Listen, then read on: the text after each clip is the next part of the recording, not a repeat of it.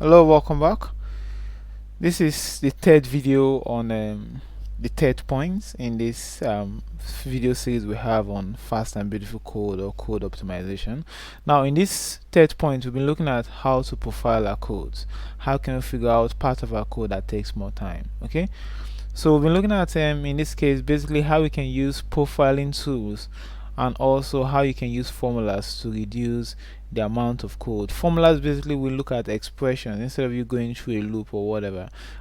How do you use a formula to make sure you write a program that would reduce the amount of time compared to the one that you're going to use a procedure? And with that, we've been looking at this problem where instead of writing a program using this method, which is going to involve a loop, you try to use a formula, which is this. So if you've not watched the last two videos, I'll suggest you go ahead and watch those videos. I'm going to put a link in the description section below, or you just see it up there and then you click on it to take you to those videos. Make sure you watch those videos before you come to this. Okay, that's going to help you a whole lot.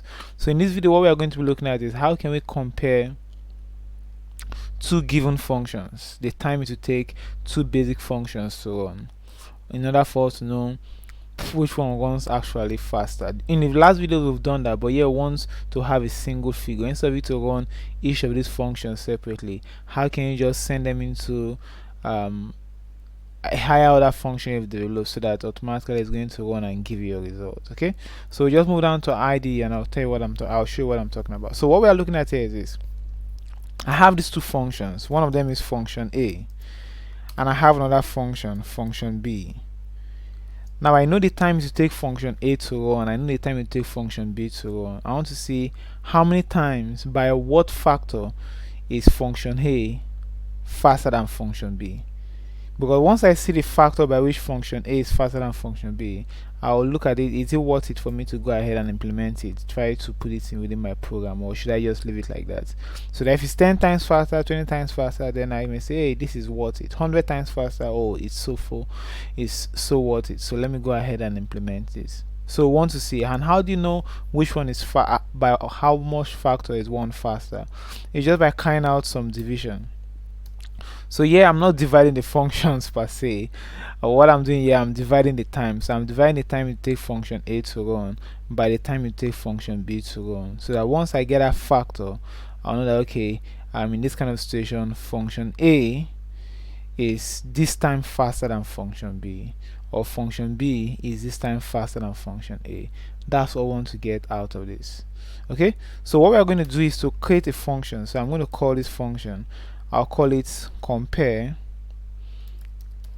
So this function is going to take three arguments. It will take function A, let's call it func A. It will take function B, I'm going to call it func B, and then it's going to take n. N is simply the arguments that function A and B are meant to receive, because function A is meant to receive an argument, function B is also meant to receive an argument. So we want them to receive same argument, because we are trying to keep that as to what is constant between the two of them for us to measure the time to take them to run. Okay, so what I need to do is to have a start time for function A. So I'll say start time, or let's call it start A, is going to be time dot clock, which means obviously we need to import our time model. So we import the time model before we can do this. So possibly let me just take this to a new cell, because I'm going to do other things here. So I'll import the time model, I'll take this to a new cell, and I'll put this here. So let's run this and import time. What's happening? Okay, so this is what I have here. So now I'm going to run function A. So this is me running function A while passing the argument n. So this is the amount of time, this is start time before function A will run, and then I'm also going to measure the stop time. So I'll call this stop time. Right, that's it, stop time. Stop A is this. Then I'll measure the difference between these two. So I'll call it def A, or diff A, equal to stop A minus start A. So this is going to measure the time difference, the time that elapsed between start time and stop time. Okay, so the amount of time it took function A to run, that's what this is going to measure. So I'm just going to copy this, and I'll do the same thing for function B. So I'll change this to be B, change this to be function B, change this expression also to be B, and then change these other ones to be B also. Now, a little thing about this function we have a we define compare is what we refer to as a higher order function. Higher order function is a term in functional programming, basically, that we use to define the function that accepts some other functions as parameter. So when the function accepts a reference to some other function as parameter, that kind of function is called a higher order function. So compare is a higher order function because it's accepting these other functions as parameters. So it will either accept something as parameter, or it will return something, it will return a function as parameter, either accepting function as parameter or returning function as parameter. Those are what you call higher order function. So this is a higher order function we're actually building here. Okay, I have another series that is already going on. It's actually based on programming terms, okay, where I'm going to explain higher order function and the rest of that. Once I have the videos out, I will link you guys to the videos. So make sure if you've not subscribed to my channel, subscribe to the channel so that you see whenever I have new content coming up. Okay, they're always fantastic stuff. Okay, even if you're beginner, you're intermediate, you're advanced, you're still going to learn one or two from them. Okay, so this is what we have for function B. So all we need to do now is to return def A. So I'll make it def A divided by def B. So the concept here is this: when you divide these two, these are the times. Okay, when you divide these two functions, if you get a result that is greater than 1, then it means the one at the top, this first function, is actually slower than the second function whenever you get something greater than 1. But when you get something less than 1, it means this function B, is slower compared to function A. So let's try this out and see. So for us to try it, we need to have some function. We need to know what function A and function B is.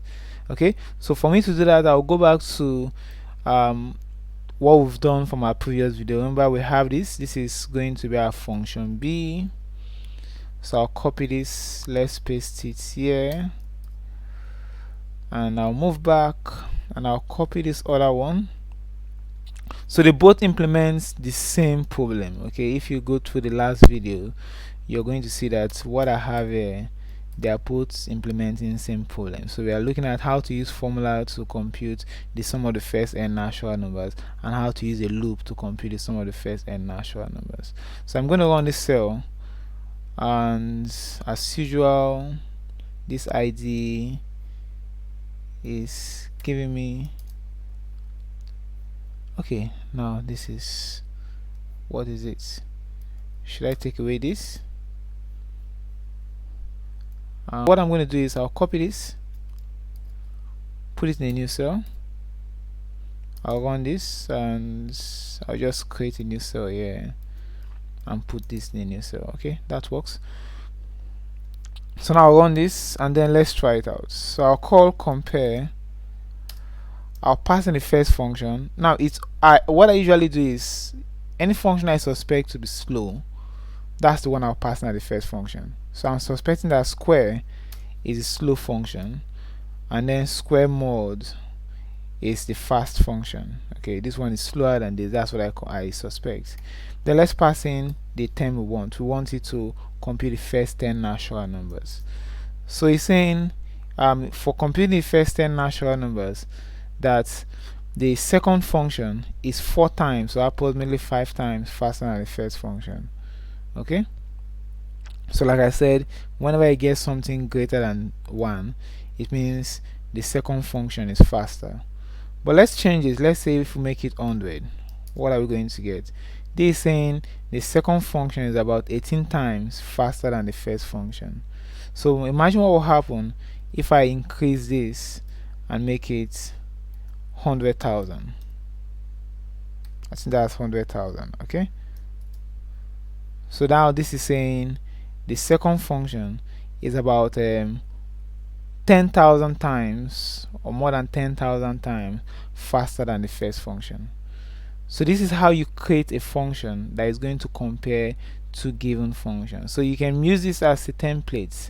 Okay, it doesn't matter the functions you're trying to compare. This is general purpose because func A and func B is not particular, it's not make reference to a particular kind of function. In as much as this function accepts one argument, then you can go ahead and use this as a template to make sure you compare, to know by what factor one function performs better than the other function. So that's this guide for this video. So in the next video, we've been looking at in the past few videos we'll be looking at the time model and how to use the command prompt. In the next video we are going to be use another model. It's called the time-it model. How to use the time-it model to profile your codes. That's what we are going to be looking at in the next video. Okay, so as usual, if my video is useful, it has helped you in any way, so go ahead and like, subscribe, and click on the bell icon so that you get notified whenever I upload new videos. And I'll see you guys in the next video. Bye bye.